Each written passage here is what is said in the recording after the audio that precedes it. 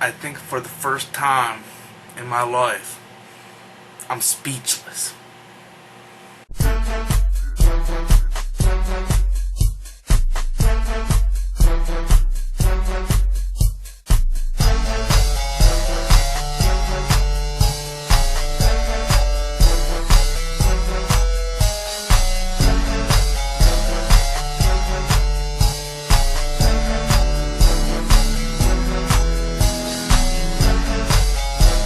Everybody, Storms Inc. here. Today I'm bringing you the review on Ghost Rider Spirit of Vengeance. And unfortunately, the only thing good about this movie is it makes the first one look better. Visually, this movie looks great.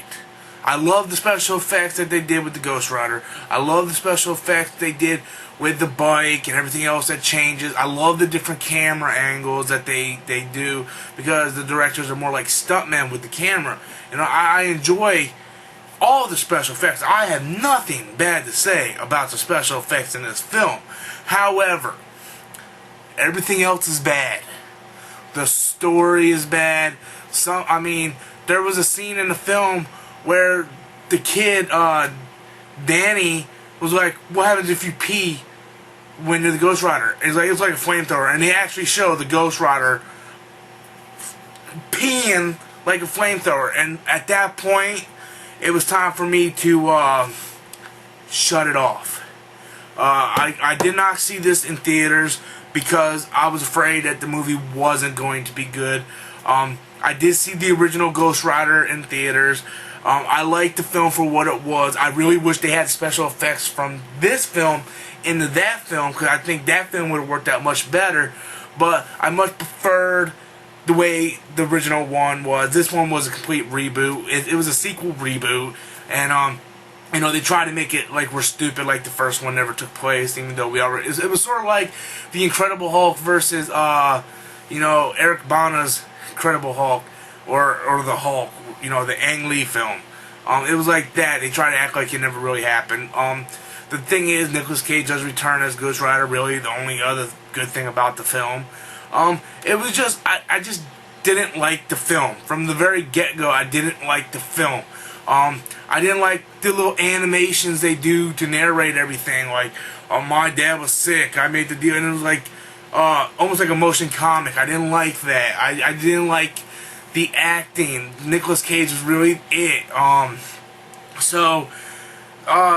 I didn't see this in theaters, like I said. I waited for it to come out. I rented it on Blu-ray in the Redbox. Like $1.50 to rent it. Really all it's worth. I was actually contemplating on buying this film in 3D, because I got a 3D TV. I wanted to see how it looked. But after watching it, I couldn't even make it through the film.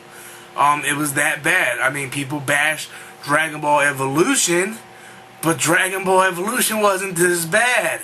Out of comic book films, this is probably, I can't think of another comic book film this bad. I'd rather watch Batman and Robin. And, at least Batman and Robin, we have Alicia Silverstone, and Uma Thurman. And we got something to at least look at, and we can make fun of, Arnold Schwarzenegger and his ice jokes. But this film, there was nothing in there for me. I loved the way the Ghost Rider acted. I liked the way he was insane, where he would just sit there and just, And I loved the special effects, the way his jacket was melting, and it actually looked like he was on fire. That was great, But everything else sucked. It was horrible. It was painful to watch. And at the point with the flamethrower, I looked at my wife. I'm like, I think I'm going to shut this off. And she's like, I was ready for it to be over a long time ago. So, that made it really clear to me that it was just time to click. It was over. Forget about it. And move on. So, Ghost Rider Spirit of Vengeance visually looks better than the first one. However, I think it was a huge hit and miss. Unless you're a huge comic book fan, don't even bother looking, at it. I had a guy at work that said this was the best comic book film ever made. Obviously, he never seen Watchmen. So, that's my opinion, guys. I'm Storms Inc. I'll talk to you later.